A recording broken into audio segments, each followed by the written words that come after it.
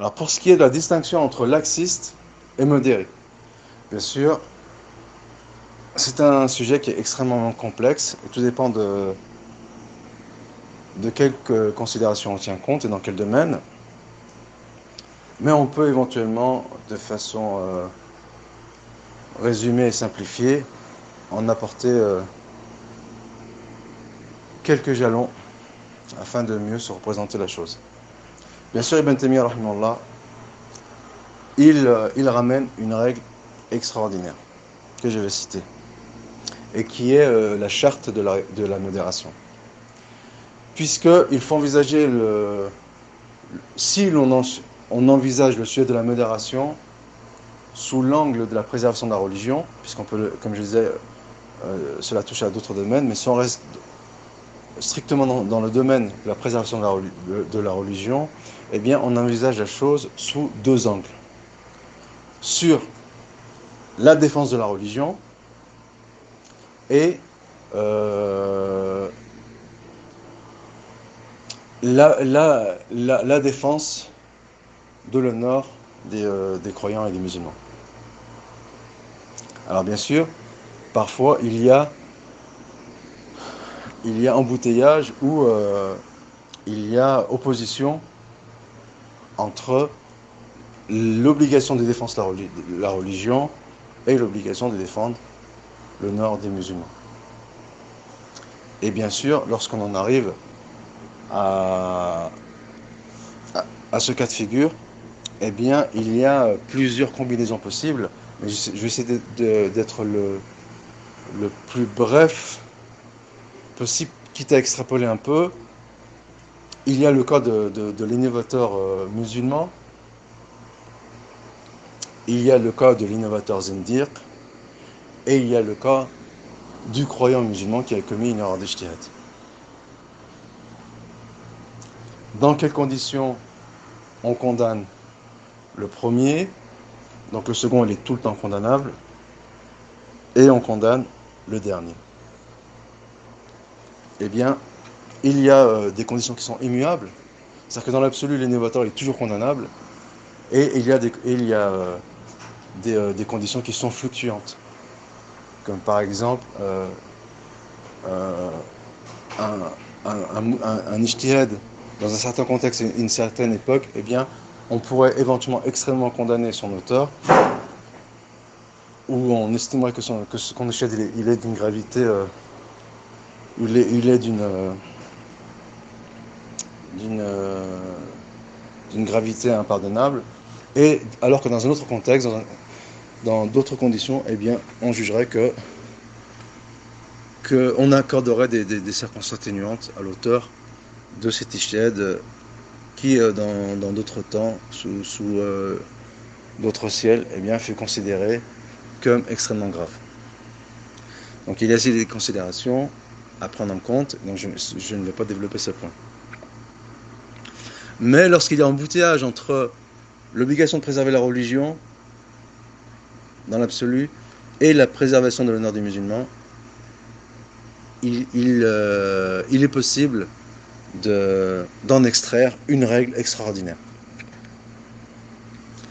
Ibn Taymiyyah il dit, rahimahullah, et c'est ça la charte, selon moi, de la modération, il dit qu'on peut condamner une erreur, sans forcément condamner son auteur. C'est-à-dire que il n'y a pas, il le dit Ibn Taymiyyah, contrairement à la tendance, à l'orientation des Jahmites, des Rafidites, des Kharijites, des Mu'tazilites, il dit bien ça Ibn Taymiyyah, il n'y a pas corrélation, il n'y a pas implication entre l'erreur et la condamnation.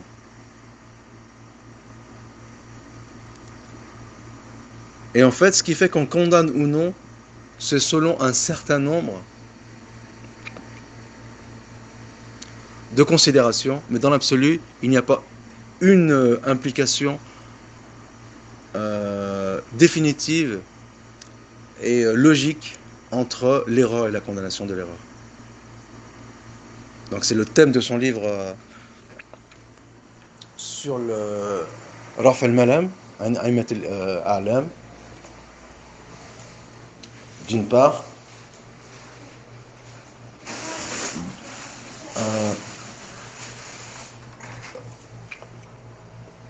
D'autre part, c'est la défense que prend Ibn Taymiyyah, rahimahullah,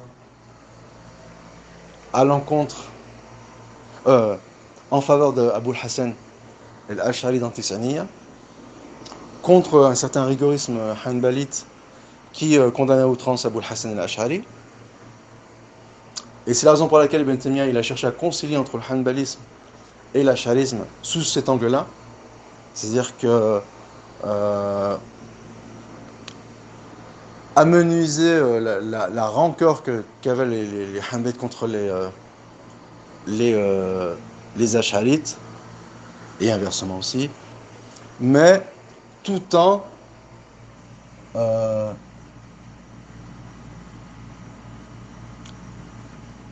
gardant la même vision sur l'erreur de celui qui commet une erreur.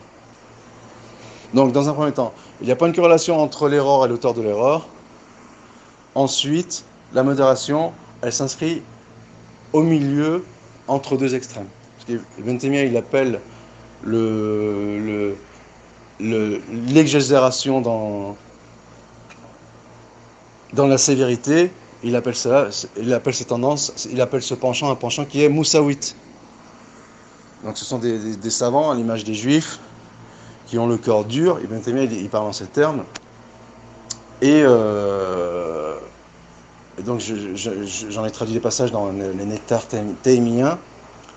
Et donc qui ont un penchant vers la sévérité et l'intransigeance. Et donc cette catégorie-là de moussaouites, ils sont peu enclins à la piété, à la miséricorde, à la compréhension, c'est-à-dire je ne veux pas dire la complaisance, parce que ça peut être du laxisme, à la compréhension dans le sens où l'on comprend éventuellement les tenants et les aboutissants qui accorderaient des circonstances atténuantes éventuelles à une personne donnée. Et à l'opposé, il y a les Aïssaouites. Donc Moussaouite, c'est allusion aux juifs, et Aïssaouite, allusion aux chrétiens.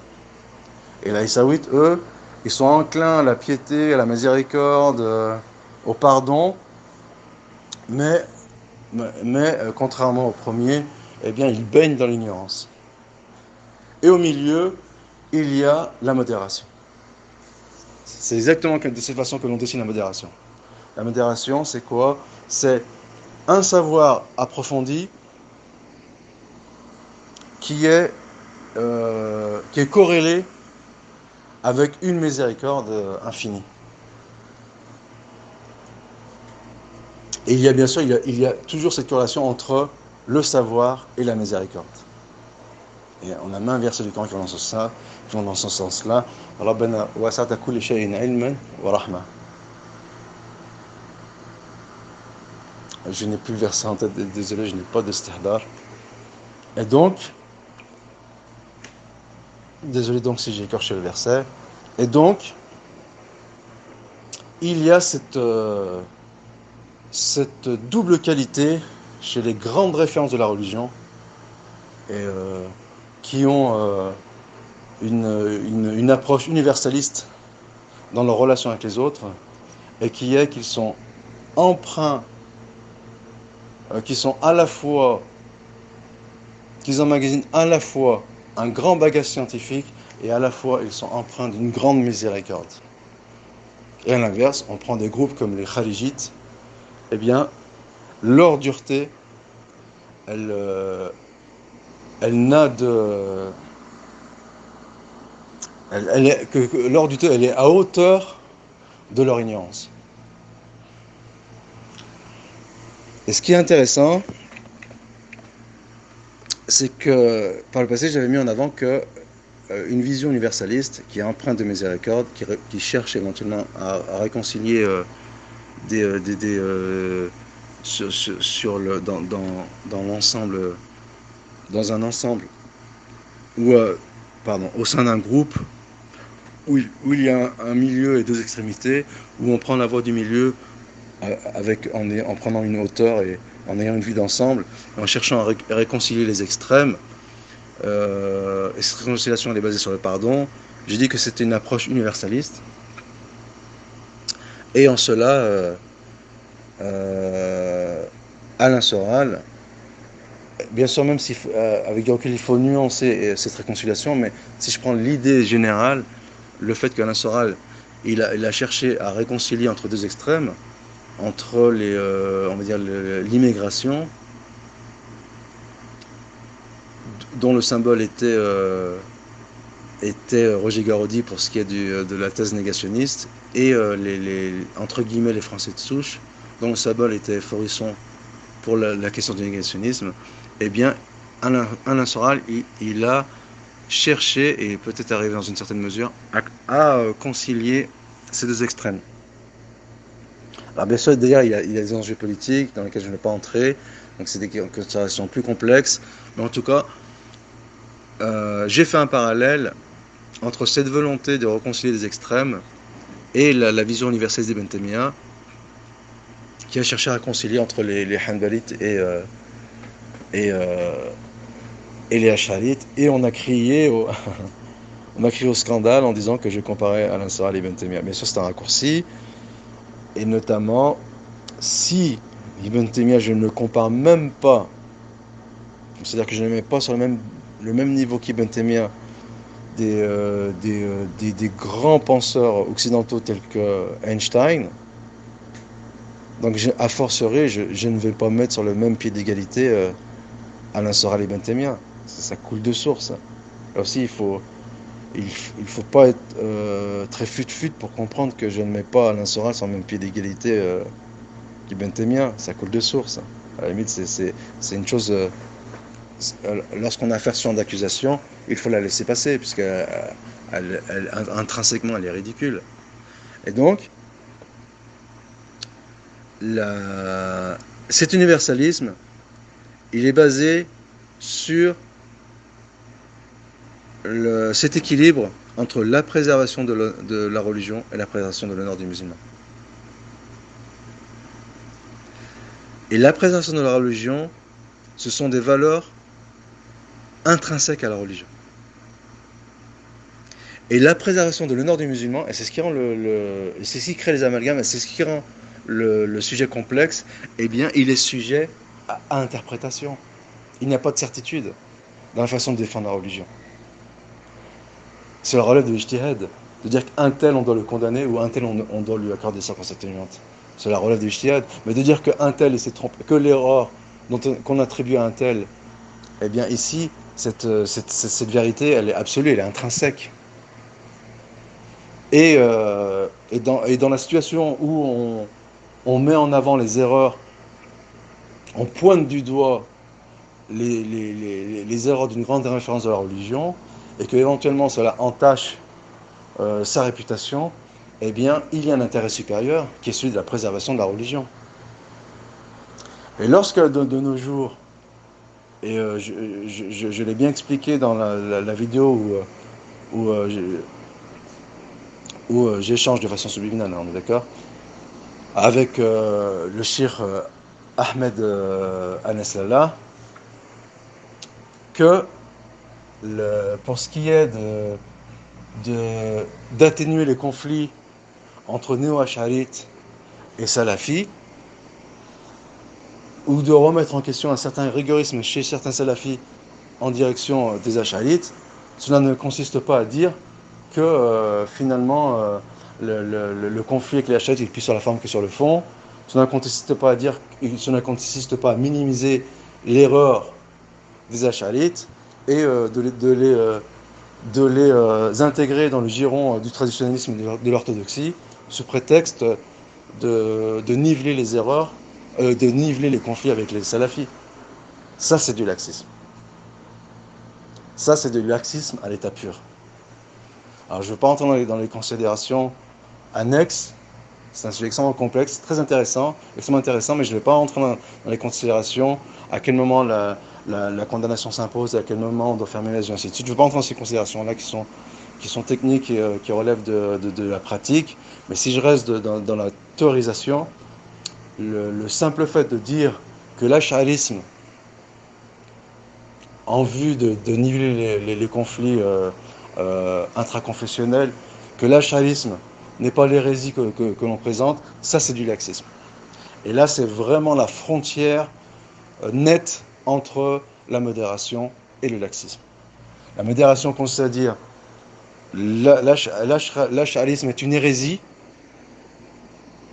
mais dans le contexte actuel, en vue de la conjoncture, eh bien, la position adoptée envers les ash'arites, elle relève plus